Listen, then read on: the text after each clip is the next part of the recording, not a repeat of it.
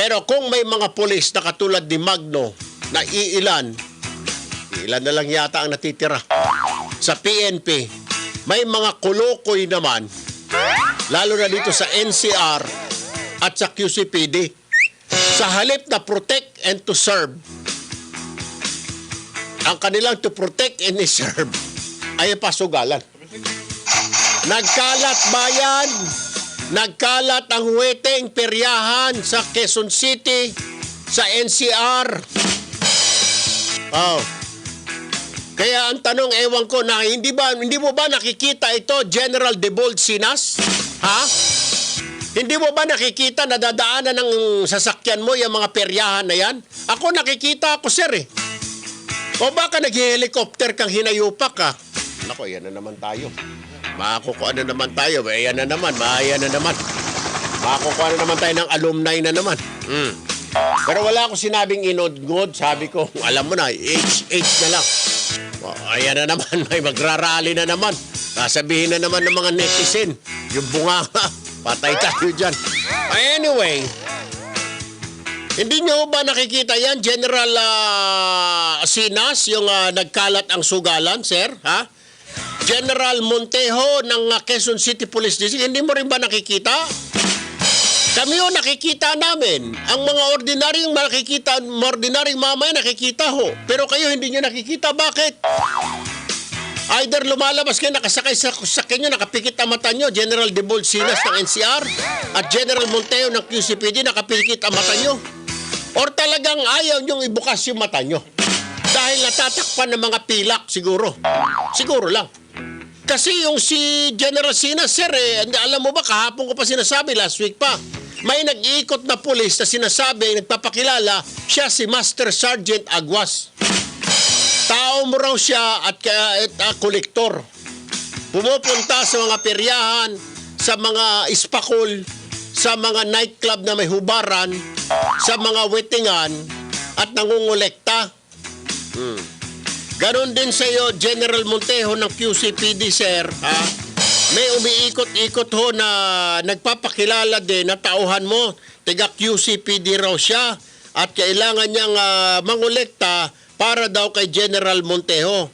Kawawa naman kung totoong wala naman talagang kinalaman si Montejo at saka itong si Sinas. Oh. Ito, isang alias Jesse, General Montejo ang umiikot. Oh. May escort pa na 3 pulis na nakasakay pa sa mobile na pulis. Kaya nagdududa po yung mga tao, naniniwala yung mga gambling operator na siguro tauhan nyo dahil nakasakay pa sa mobile ng Quezon City ang bigat! At least yung kay Sinas, naglalakad lang, si Sergeant Aguas. Sus Mariosep. To protect and to serve. Hindi to protect and to serve Sinas at saka Montejo, mga gambling operator at mga pasugalan. To protect and to serve ang mga mamamayan tulad ho namin. Ha? Katulad ng ginawa ni Master Sergeant Magno, yan ang tunay na to protect and to serve. Dinapaan ng granada para mabawasan ang mamamatay. Di baling siya na lang ang mamatay at masugatan kaysa ang mga mamayan. Yan ang totoong to protect and to serve, General Sinas, General Montejo. Hindi yung to protect and to serve ang pasugalan. Hindi yung to protect and to serve ang mga wetingan, mga peryahan, mga ispakol, mga nightclub sa inyong mga nasasakupan.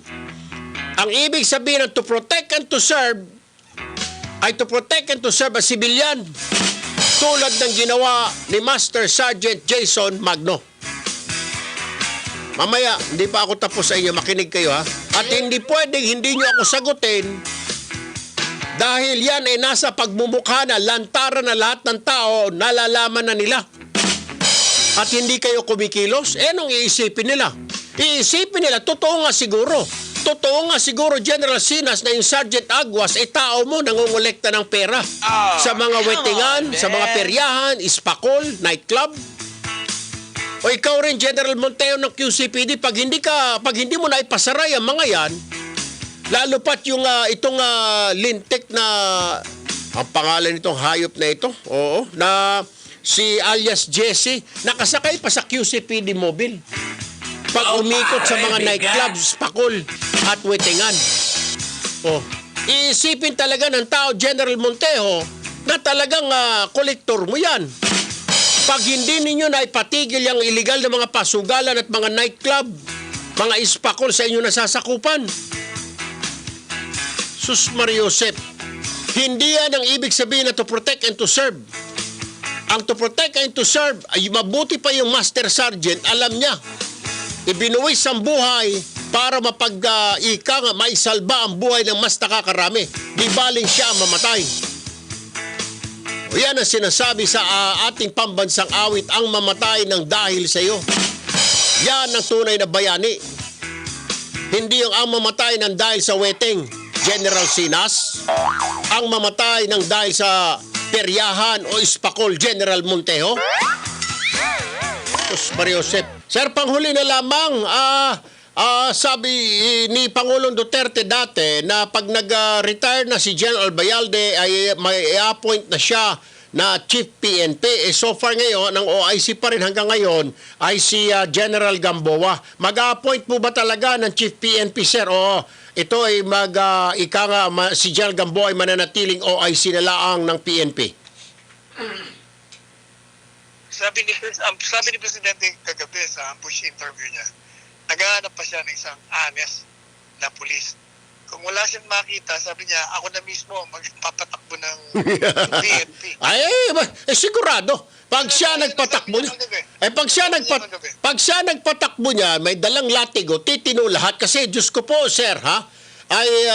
Alam nyo, mabuti nabanggit ho ninyo yan, Diyos ko po, alam nyo ba dito sa atin lang sa NCR at saka sa Quezon City sa tinitirahan ko, sir, Panginoon ko, naglipa na ang mga sugalan, ispakol, mga nightclub, mga bolsyo, para naging sin capital of the Philippines ang NCR. May mga paweteng, ala namang ginagawa si General Sinas, si General Montejo ng QCPD, alang ginagawa. Kaya dapat siguro, it's high time na si Pangulo na mismo ang maging Chief PNP. Total, di ba siya naman ang Commander-in-Chief, sir?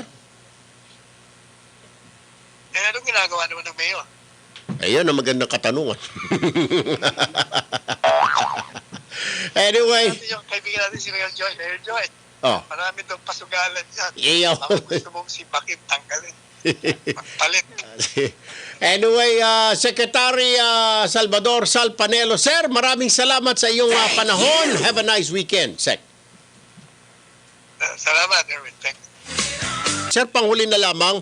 Ito po, this was just brought to my attention at nakikita ko na rin, sir, tila naglipa na po ang mga illegal dito sa National Capital Region at sa Quezon City. Ito po mga peryahan, ispakol, yung mga nightclub na may bold at lalong-lalo na po ang weteng. I already called the attention of General Sinas kasi may umiikot na isang nagpapakilalang Sergeant Aguas at nagmamayabang na siya raw ay tao ng NCR at nangongolekta ho siya. Masama ho tignan Kawawa naman si General Sinas na baka walang kaalam-alam, ginagamit ang pangalan. Ganon din po si General Montejo ng QCPD. Meron pong isa ring pulis ho yata ito dahil nakasakay pa raw minsan sa mobile pag pumupunta sa mga peryahan at mga nightclub. General, sir, ganon din. Nagpapakilala na tao ni General Montejo, kaya nga ho nakakasira. Nagpapakila alias Jesse raw ho, ito yung reklamo sa akin. Yung isa Sergeant Aguas ng NCR para kay General Sinas, ito namang alias Jesse kay General Montejo. Kawawa naman yung dalawang general na walang kaalam-alam na ginagamit ng kanilang pangalang. Heads up lang po itong dalawang general natin, General Banak, sir. Yes, sir, Win, papaabot natin sa ating mga pinuno na yan ang naturang ulat at kung sino man ito ay kinakailangan na ma-intrap natin ito. Dapat ma-intrap po ito. Yes. Alright. Maraming salamat po, General Bernard Banak at tagapagsalita ng PNP. Magandang umaga. Mabuhay po ang Philippine National Police. Maraming salamat po. Bueno, bayan.